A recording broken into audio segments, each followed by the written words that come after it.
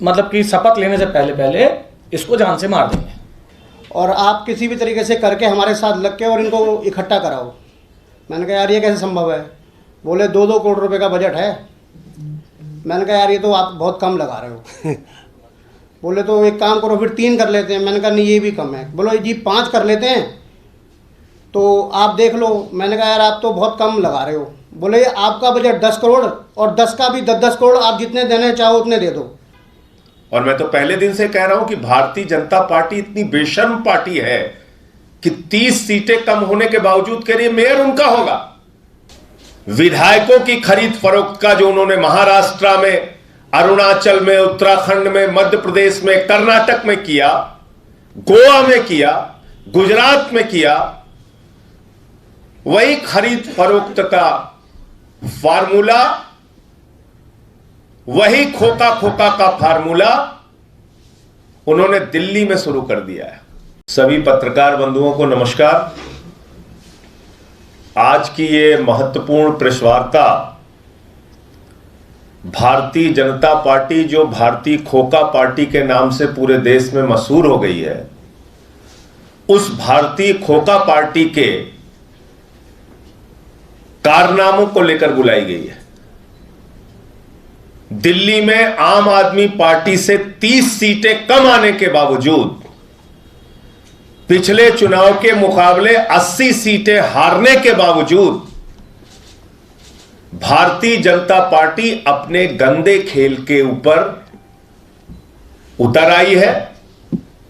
वही कारनामा विधायकों की खरीद फरोख्त का जो उन्होंने महाराष्ट्र में, अरुणाचल में, उत्तराखंड में, मध्य प्रदेश में, कर्नाटक में किया, गोवा में किया, गुजरात में किया, वही खरीद फरोख्त का फार्मूला,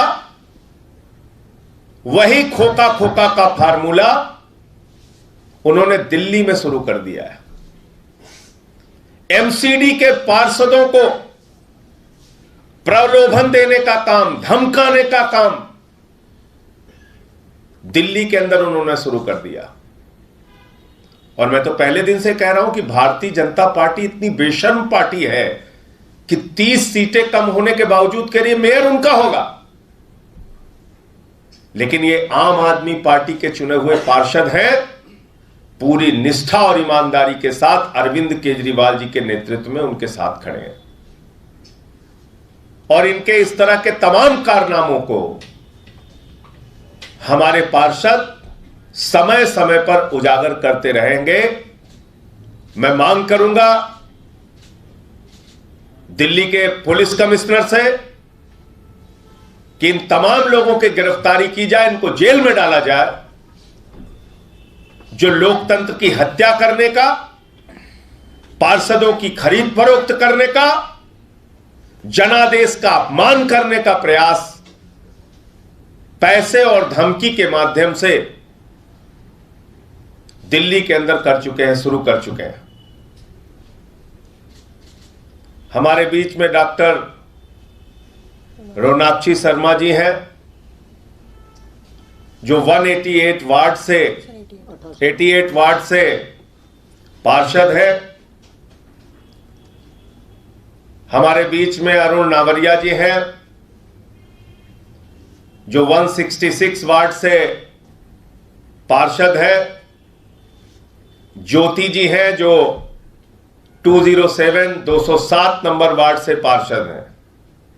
अब ये लोग अपनी अपनी कहानी, अपनी अपनी जो इनके साथ घटित हुआ, वो आपको बताएंगे कि किस तरीके से इनको अप्रोच किया गया, किस तरीके से इनको धमकाया गया। एक योगेंद्र नाम का व्यक्ति वो शर्मा जी को फोन करता है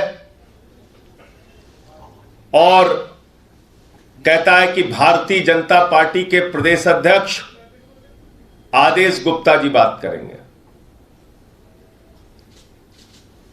और आदेश गुप्ता जी और भारतीय जनता पार्टी के लोग बाकायदा 100 करोड़ के बजट का जिक्र कर रहे हैं।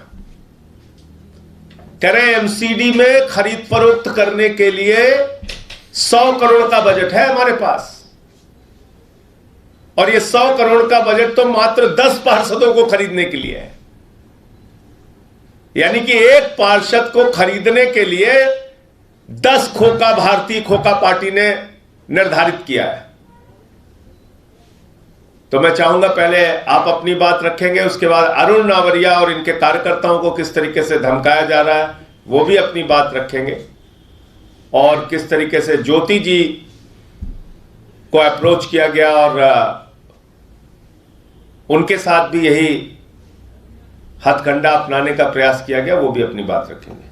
परसों शाम को फोन आता है सुभाष जी के पास, श्रीमान योगेंद्र चंदोलिया। अपना परिचय एक बार दे दीजिए। हाँ। मैं पिंटू शर्मा, वार्ड 88 वार्ड से डॉक्टर रोनाक्षी जी का फादर हूँ।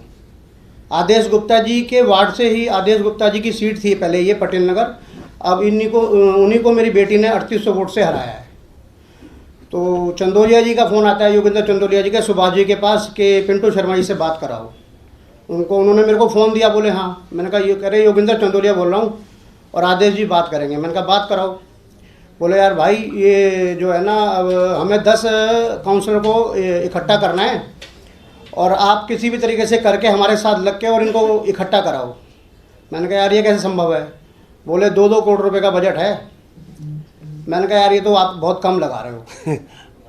बोले तो एक काम करो फिर 3 कर लेते हैं। मैंने कहा नहीं ये भी कम है। बोलो जी 5 कर लेते हैं तो आप देख लो। मैंने कहा यार आप तो बहुत कम लगा रहे हो। बोले आपका बजट 10 करोड़ और 10 का भी 10-10 करोड़, आप जितने देने चाहो उतने दे दो। मैंने कहा अच्छा भाई। मैंने कहा आदेश गुप्ता जी आपने ना गलत कॉल किया है। हम अरविंद केजरीवाल जी के सिपाही हैं, पैसों से बिकने वाले नहीं हैं। ये कह के मैंने फ़ोन काट दिया उनका। मेरा नाम है अरुण नावरिया, वार्ड 166 कुछ बिहार से अभी पार्षद बना हूँ आम आदमी पार्टी की तरफ से। मेरे को टिकट मिली और मैंने चुनाव लड़ा। चुनाव लड़ते समय मेरे साथ बहुत से सहयोगी थे जो कि मेरा साथ दे रहे थे। उन सबको डराया गया, धमकाया गया, उन्होंने मेरा साथ नहीं दिया फ्रंट पे आके। तो मेरे साथ कॉलेज के बच्चे, कोई एडवोकेट, कोई स्पेशल चाइल्ड जो टीचर होते हैं, वो मेरे साथ लगे। जो मेरे साथ दिख रहा था उसके घर पे जाया जा रहा था, उसे कॉल करा जा रहा था, उसे धमकाया जा रहा था। वो फिर भी पीछे नहीं हटे, उन लोगों ने मेरा साथ दिया। जो लोग गली मोहल्ले के हैं उन्होंने हमारी आम आदमी पार्टी की लड़ियाँ होती हैं जो लगाई जाती हैं, उसको लगाया तो उनको गालियाँ बकी गई गंदी गंदी घरों पे जाके।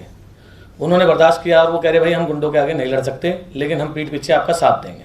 मैंने आप मेरा साथ दीजिएगा, मैंने हाथ जोड़ा, उनसे समर्थन मांगा। अब जब मैं जीत चुका हूँ, पार्टी ने जो टिकट दी और मैं जीत के आया, मैं 3607 वोटों से जीता हूँ, 3607। तो जो हमारे पार्षद जी थे, वो पार्षद जी, उनकी वाइफ ऑलरेडी पार्षद थी वहाँ पे बीजेपी से, कांग्रेस से भी चुनाव लड़े थे और हम हाथी वाले चुनाव जो बीएसपी उससे भी लड़े थे। तो अब क्या है, जो हमारे लोग जो काम कर रहे थे ना, उन लोगों को लोग धमका रहे हैं कि अब तुम संभल के रहना, तुम लोगों को छोड़ा नहीं जाएगा।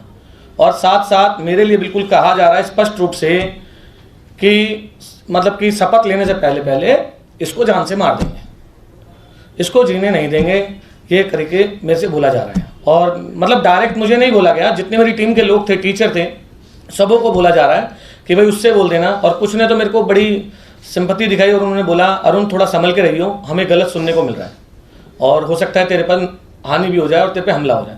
तो मुझे समझ नहीं आ रहा ये कौन कर रहा है कौन नहीं कर रहा, लेकिन जो हमारे लोगों को डराया गया, धमकाया गया और आज हमें जान से मारने की धमकी जा रही है, तो ये मेरे को समझ नहीं आया कि हमारे देश में चल क्या रहा है। तो मेरे को लगा मैंने अपने सर को बताऊं और मैंने इसलिए आप सबके सामने ये बात रखी। मेरे पास कल रात को एक आदमी आया, मेरा दोस्त ही है खास। उसने कहा भाई तेरे से 1 मिनट साइड में बात करनी है। मैंने भाई बता क्या बात करनी है।